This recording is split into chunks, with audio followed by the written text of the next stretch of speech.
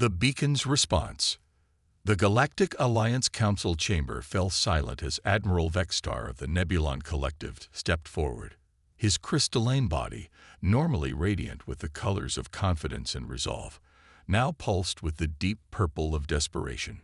Around the massive circular table, representatives of 17 advanced species awaited his report, though their postures suggested they already knew what he would say.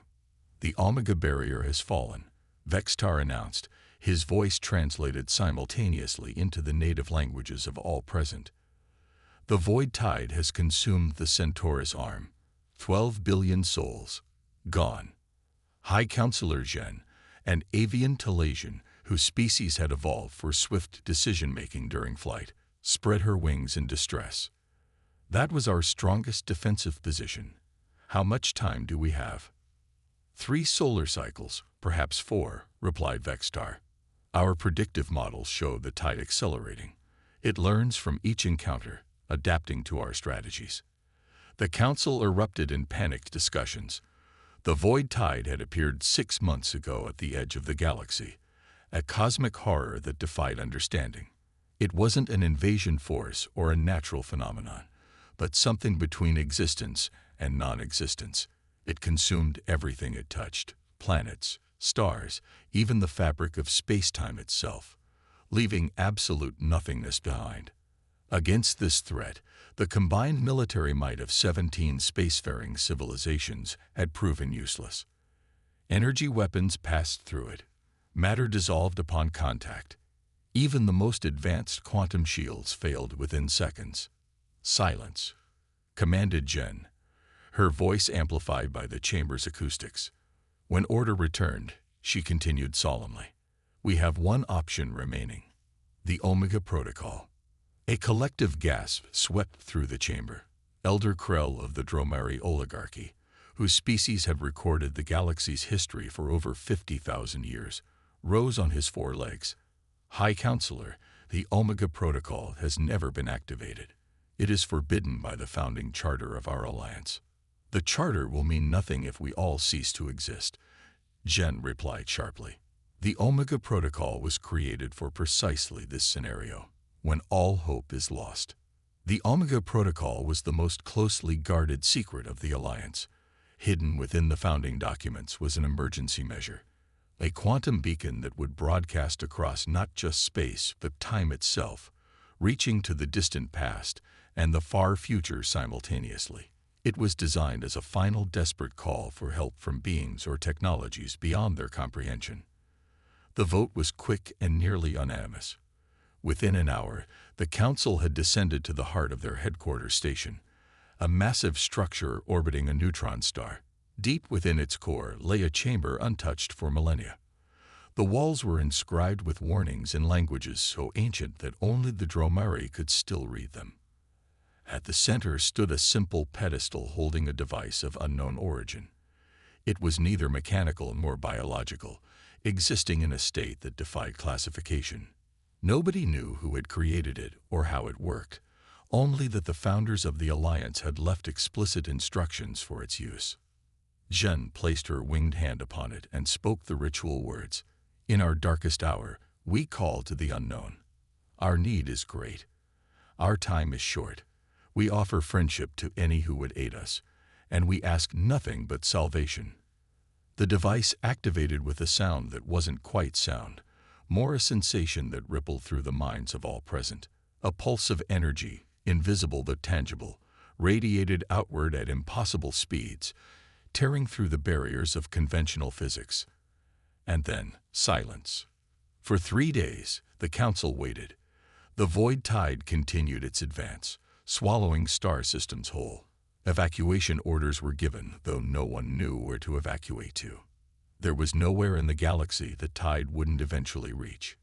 On the 4th day, as hope faded and preparations for the end began, a signal appeared. At first, the Alliance's sensors couldn't identify it. The signal followed no known protocol, used no recognized frequency. It simply arrived, bypassing all security measures and appearing simultaneously on every communication device in Alliance space. It contained a single message in a language no one had heard in thousands of years. Beacon received. Human responding. Coordinates needed. The Council was stunned. Humans were legends, a species mentioned in the oldest archives, but believed to be extinct or mythical. According to fragmentary records, they had achieved spacefaring capability early in the galaxy's history, but had mysteriously vanished before the Alliance formed. With nothing to lose, they sent the coordinates of Alliance headquarters. Within hours, sensors detected an anomaly approaching at speeds that should have been impossible. It wasn't using hyperspace or quantum folding, the two known methods of faster-than-light travel. It simply arrived, as if space itself had contracted around it. The vessel was small, barely larger than a scout ship. Its design was unlike anything in Alliance records, neither sleek like Talesian craft nor crystalline like Nebulon ships. It appeared almost crude, with visible welding seams and patch repairs. Yet it had just performed a feat of propulsion that the Alliance's best scientists couldn't explain. A single life form was detected aboard. When the docking procedures completed, the Council gathered nervously in the arrival chamber. The ship's airlock opened with a hiss of equalizing pressure, and a figure stepped out. It was bipedal, approximately 1.8 meters tall, clothed in a form-fitting suit that appeared to serve both as protection and interface. The being removed its helmet, revealing a face that matched the oldest descriptions of humans. Relatively flat features, small ears, a narrow nose, and forward-facing eyes. Its skin was brown, its hair black, and cut short. "I'm Captain Maya Chen of the Earth Remnant," she said, her voice translated perfectly by the Alliance systems. "I received your distress call." The silence that followed was profound. Here stood a being from legend, responding to their desperation, as if answering a routine communication. High Counselor Jen stepped forward. "How is this possible? The human species was thought to be extinct for millennia." Maya's expression remained neutral. "Not extinct. Hidden. We've been watching from the shadows, maintaining the beacon network. Your call triggered a priority alert." She glanced around the chamber. "I'm the closest responder. The others are far away." "You came alone?" Admiral Vextar asked incredulously. "Against the void tide." For the first time, Maya's expression changed, a slight lifting at the corners of her mouth. "I came to assess. The tide is familiar to us. We've encountered it before." The revelation sent shockwaves through the Council. Elder Krell stepped forward, his voice trembling. "You faced this enemy, and survived." "Not just survived," Maya replied. "We drove it back, but it cost us everything." She activated a device on her wrist, projecting a holographic display. "Show me your data on the current incursion." The following hours were a blur of information exchange. Maya absorbed the Alliance's data with remarkable speed, asking precise questions that often surprised the Alliance scientists with their insight. In turn, she shared limited information about her own knowledge, careful not to overwhelm them with concepts too far beyond their understanding.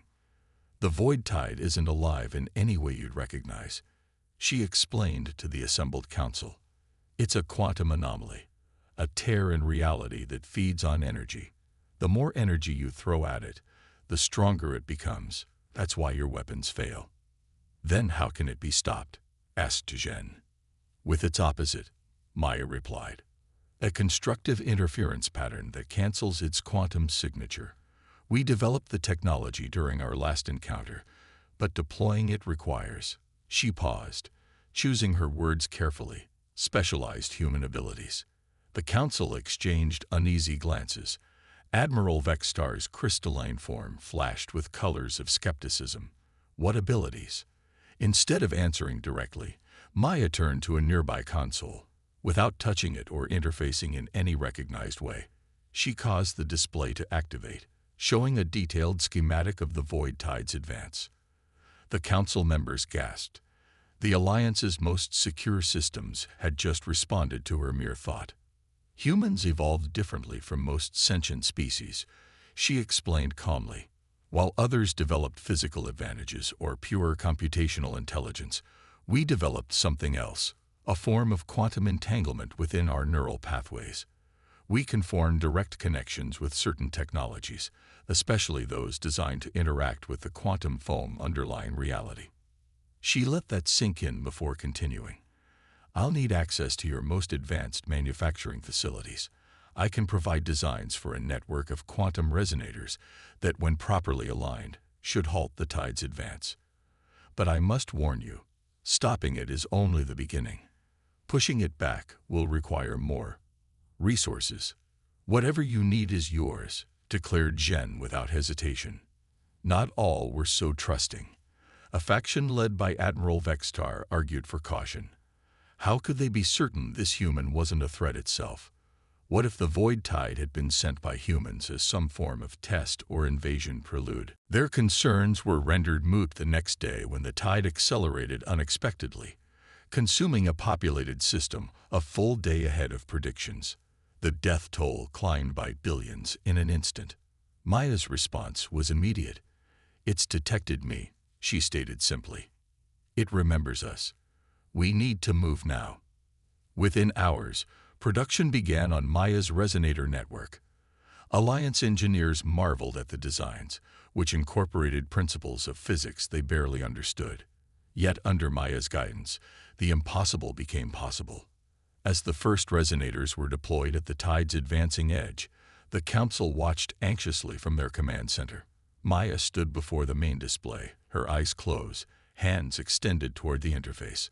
Though she didn't touch the controls, the network responded to her, adjusting in real time as the tide probed for weaknesses.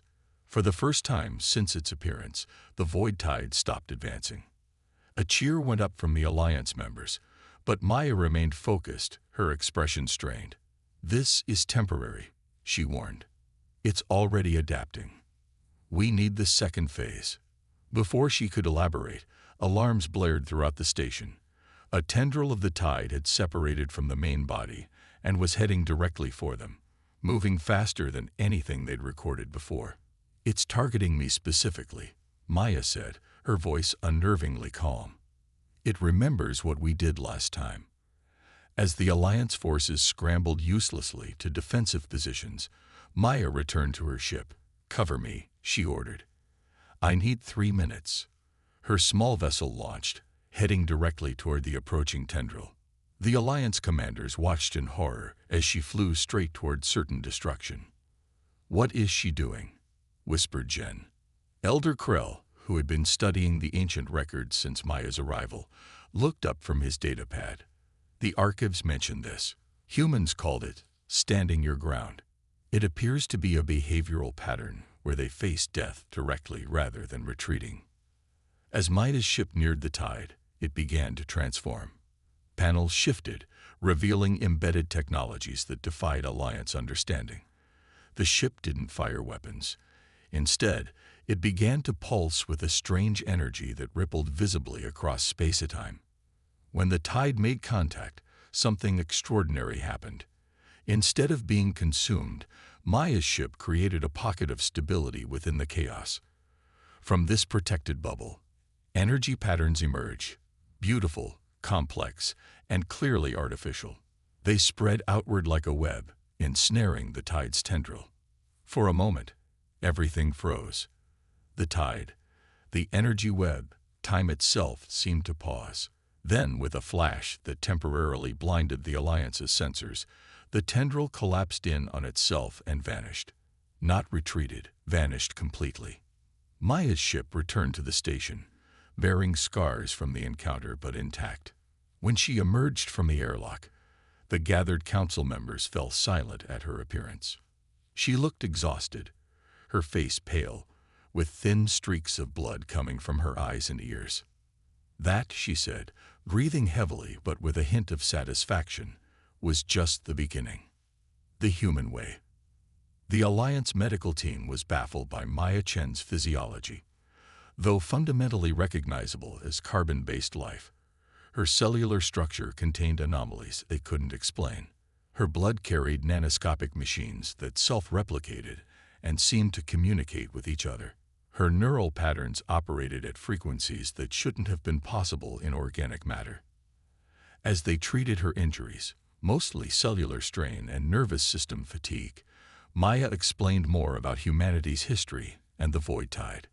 "We first encountered it over 4,000 of your cycles ago," she told the gathered council members from her recovery bed. "Earth was at the height of its expansion era. We had colonies in 27 star systems, with outposts in hundreds more." She activated her wrist device again, showing a holographic map of ancient human territory. Many of the systems were now inhabited by younger Alliance species who had no idea of their world's previous occupants. "The tide appeared without warning at our furthest colony. Like you, we tried conventional weapons first.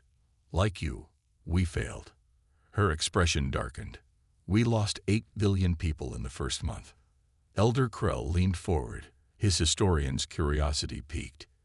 "Yet you defeated it. How?" "We didn't defeat it, not completely," Maya corrected. "We discovered its nature through sacrifice.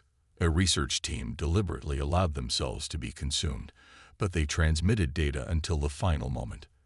That data revealed the tide's quantum signature." She paused, gathering strength before continuing. "Humanity had been experimenting with neural interfaces for generations, technology that connected directly to our consciousness. Our scientists realized that our brains, properly augmented, could generate quantum fields that disrupted the tide's cohesion. With your minds." Admiral Vextar's crystalline form flickered with disbelief.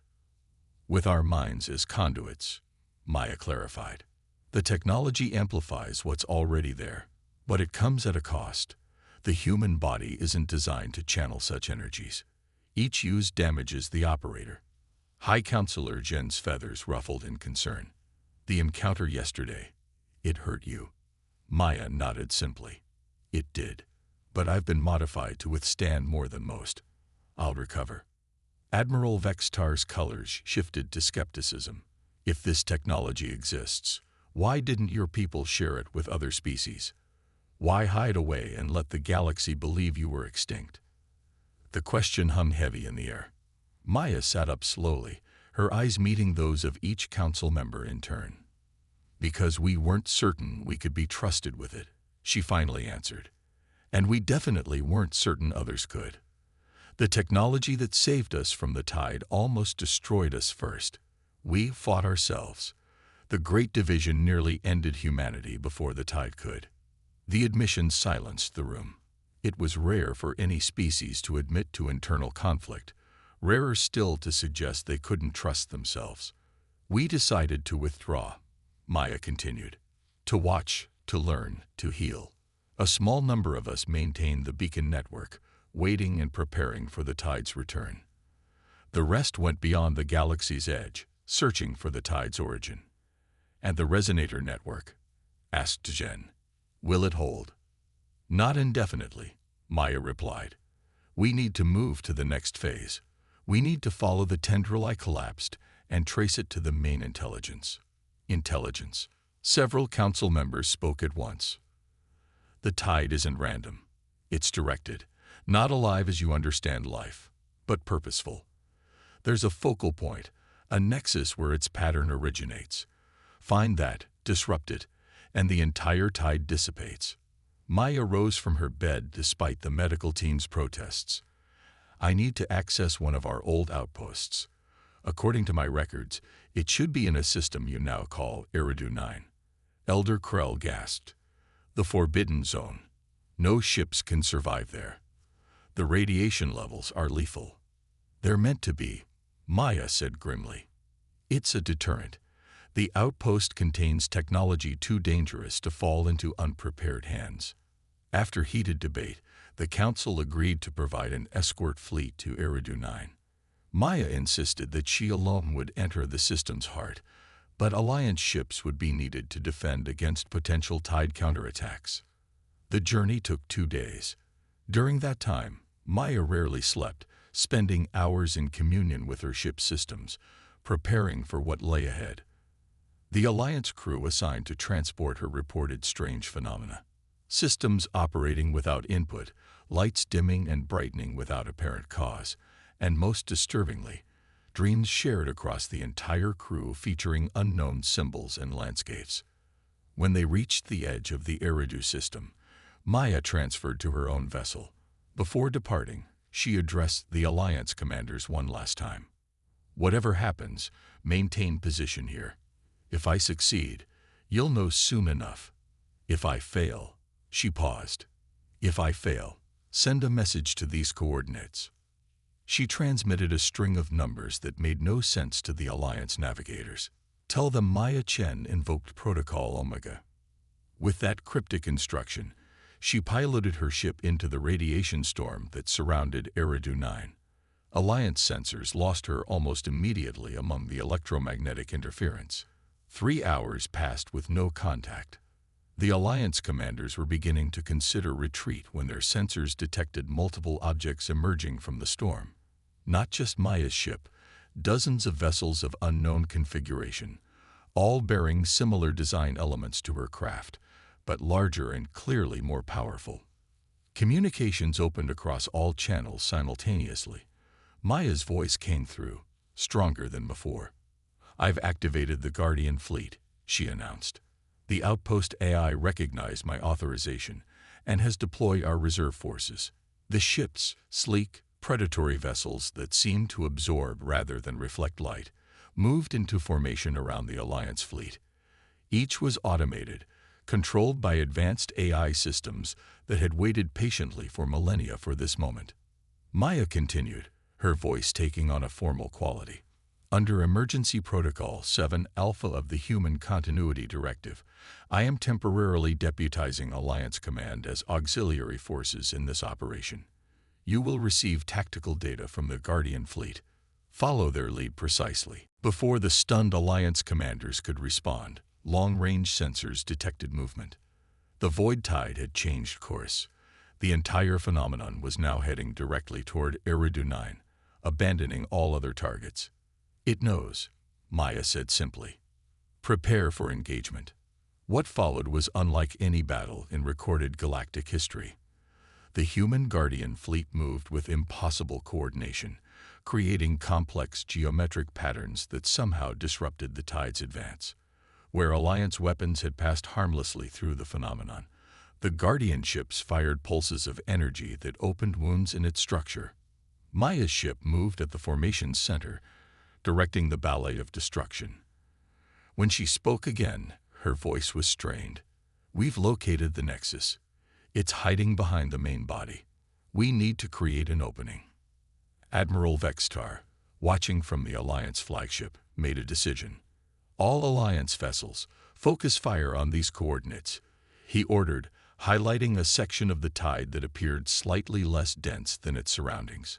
"Full power to forward batteries." The combined firepower of 17 species lanced toward the target point. Individually, each weapon would have been useless. Together, they created a momentary disturbance, enough for Maya's ship to slip through, followed by 3 Guardian vessels. For several minutes, nothing seemed to happen. The tide continued its advance, absorbing the Alliance's attacks with growing ease. Then, deep within its structure, a new light appeared, brilliant white, expanding rapidly. "Clear the area," Maya's voice commanded over the comm. "All ships withdraw immediately." The Alliance fleet retreated alongside the Guardian ships. Behind them, the light within the tide grew until it consumed the entire phenomenon. For a moment, it seemed like a new star had been born. Then, silence. Where the void tide had been, only empty space remained. No trace of the phenomenon, no residual energy. Nothing. Maya's ship emerged last, barely recognizable. Its hull was partially transparent, revealing internal structures that seemed to defy the conventional laws of physics. It moved erratically, as if struggling to maintain control.